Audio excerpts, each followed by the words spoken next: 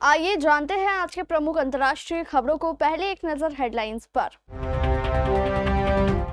ना दबदबा चलेगा ना दादागिरी, ट्रंप टैरिफ पर भारत का करारा जवाब।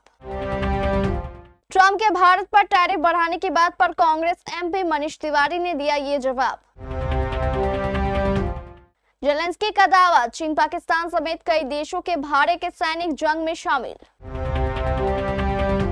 जेट इंजन से चलने वाला रूसी ड्रोन बना यूक्रेन की मुसीबत। ब्राजील के पूर्व राष्ट्रपति को किया गया हाउस अरेस्ट, तख्तापलट की साजिश का लगा आरोप। रूस के लिए लड़ रहे चीन पाकिस्तान और अन्य देशों के भाड़े के सैनिक। चीन मुक्त होगा पेटीएम, 3,803 करोड़ वाली डील की तैयारी। मेरे बेटे की हत्या, संजय कपूर की मौत को लेकर मां ने की जांच की मांग।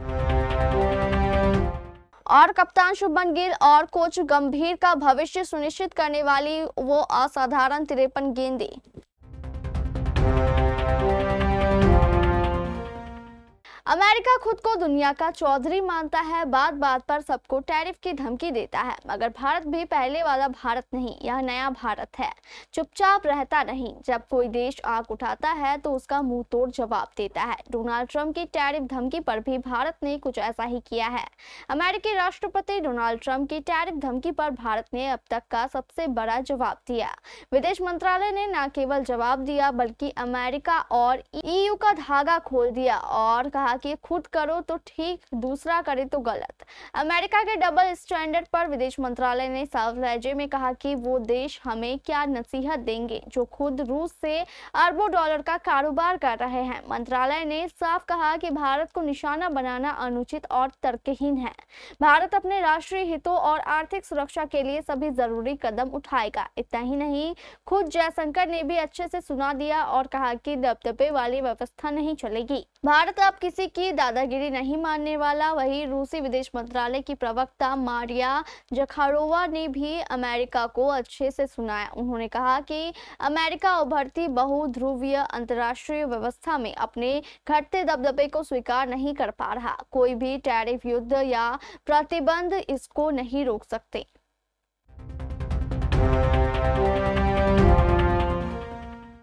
अमेरिका के राष्ट्रपति डोनाल्ड ट्रंप ने सोमवार को एक बार फिर भारत पर टैरिफ बढ़ाने की बात कही, जिसके बाद भारत ने बयान जारी कर जवाब दिया।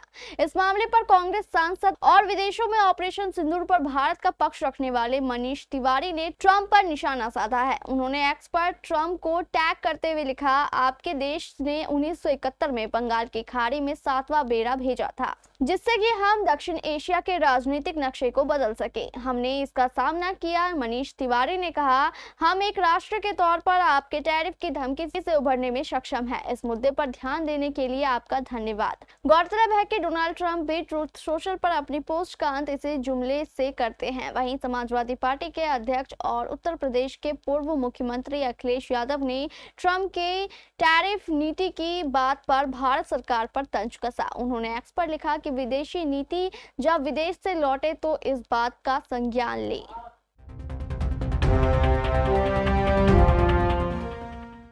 यूक्रेन के राष्ट्रपति व्लादिमीर जेलेंस्की ने दावा किया है कि रूस यूक्रेन युद्ध में चीन और पाकिस्तान समेत कई देशों के भाड़े के सैनिक शामिल है। जेलेंस्की ने यूक्रेनी सैनिकों के साथ तस्वीरें साझा करते हुए एक्स पर लिखा कि सोमवार को वह वोवचास्क इलाके में सैनिकों के बीच मौजूद थे। वहां उन्होंने मोर्चे की स्थिति को लेकर कमांडरों से जानकारी ली।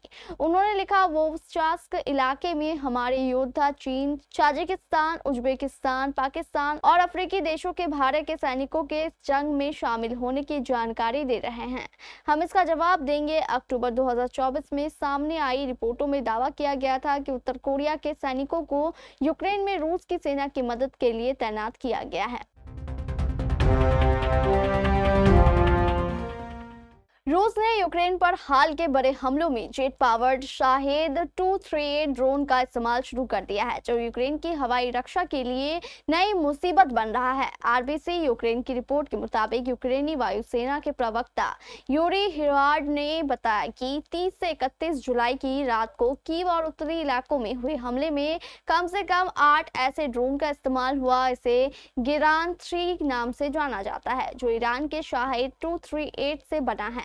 यह ड्रोन 2023 में पहली बार पेश किया गया था। गिरान 3 एक ऐसा ड्रोन है जो जेट इंजन से चलता है। रूस ने इसे ईरान के शाहेद 238 की मदद से बनाया है। यह 600 किलोमीटर प्रति घंटे की रफ्तार से उड़ सकता है, जो इसे मिसाइल जैसा बनाता है। यह 9000 मीटर तक ऊंचाई तक जा सकता है, जहां आम हथियार इसे नहीं मार सकते। इसका वजन 380 केजी है, लंबाई 3.5 मीटर, पंखों का फैलाव 3 मीटर है। पहले वाले गिरान 2 से 250 किलोमीटर से यह अधिक भारी है। इसमें 50 से 300 किलोग्राम का वॉरहेड हो सकता है, जिसमें थर्मोबैरिक चार्ज भी शामिल है। इसका जेट इंजन तेज आवाज करता है, जो पुराने ड्रोन की हल्की आवाज से अलग है। पहचान मुश्किल करता है। यह टोलू 10 या टोलू 13 इंजन से चलता है, जो चेक गणराज्य के PBS TG100 और TG150 के नकल में माने जाते हैं। ब्राजील के सुप्रीम कोर्ट ने सोमवार 4 अगस्त को पूर्व राष्ट्रपति जायर बोल्सोनारो के लिए हाउस अरेस्ट का आदेश जारी कर दिया है। उन पर गंभीर आरोप लगा है। द गार्जियन की एक रिपोर्ट के मुताबिक बोल्सोनारो पर देश में तख्तापलट की साजिश का आरोप लगा है। अमेरिका ने सुप्रीम कोर्ट के इस आदेश की निंदा की है। अहम बात यह है कि सुप्रीम कोर्ट का आदेश ऐसे वक्त में आया है जब अमेरिका और ब्राजील के बीच ट्रेड वॉर तेज हो गई है। जस्टिस अलेक्जेंडर डी मोरेस ने अपने आदेश के जरिए कहा कि बोल्सोनारो ने पिछले महीने सोशल मीडिया के इस्तेमाल पर लगाए गए प्रतिबंध का उल्लंघन किया। उन्होंने इलेक्ट्रॉनिक एंगल टैग पहनने का भी आदेश दिया गया था। उन्होंने अपने 3 सांसद बेटों के सोशल मीडिया अकाउंट्स के जरिए कंटेंट पोस्ट किया था, जो कि नियमों के खिलाफ था। रविवार 3 अगस्त को बोल्सोनारो ने रियो डी जेनेरियो में अपने समर्थकों को संबोधित किया था।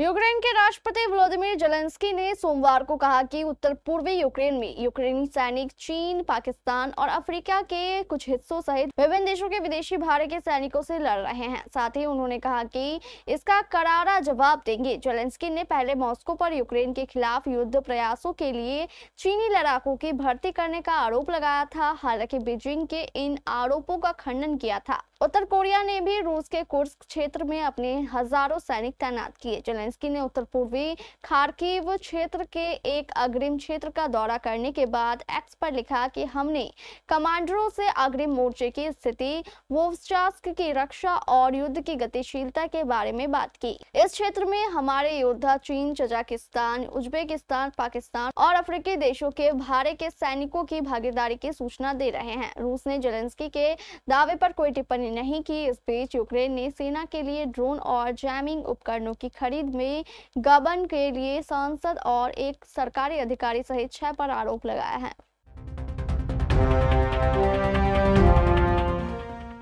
देश की दिग्गज फिनेटेक कंपनी पेटीएम को लेकर एक बड़ी खबर आ रही है। ग्लोबल न्यूज एजेंसी रॉयटर्स की रिपोर्ट के मुताबिक चीन का एंट ग्रुप, जो 197 कम्युनिकेशंस के सबसे बड़े शेयर धारकों में से एक है, 5 अगस्त को भारतीय स्टॉक एक्सचेंजों पर एक ब्लॉक डील के माध्यम से कंपनी में अपनी पूरी 5.84% हिस्सेदारी 3,803 करोड़ रुपए में बेचने के लिए तैयार है।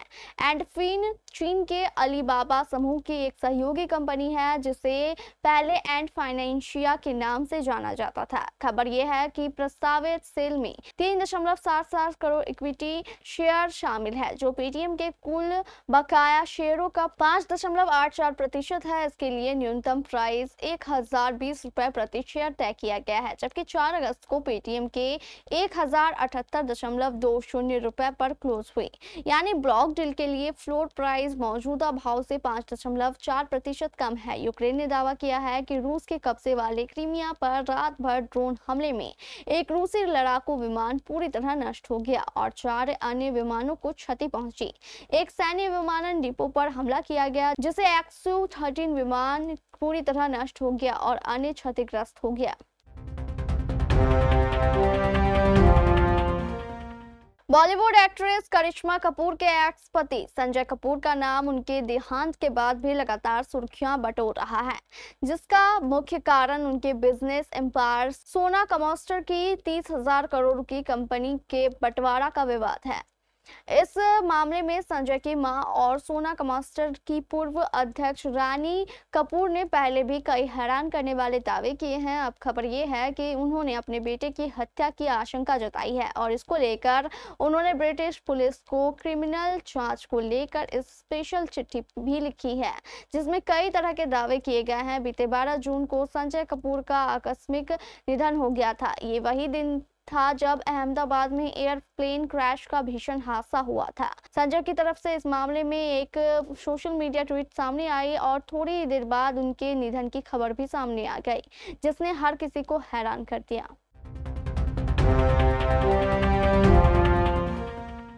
पांचवें टेस्ट के 5वें दिन भारतीय टीम उस दौराहे पर खड़ी थी जहां प्रसिद्ध कृष्णा और मोहम्मद सिराज को 53 असाधारण गेंदें नहीं डालते तो सीरीज का नतीजा इंग्लैंड के पक्ष में 3-1 होता और इसके बाद कोच गौतम गंभीर व नए कप्तान शुभमन गिल की राहें कठिन हो जाती, क्योंकि रोहित शर्मा और विराट कोहली युग से निकलने की कोशिश कर रहे हैं। कप्तान और कोच के आलोचक पहले से ही बहुत मुखर हैं।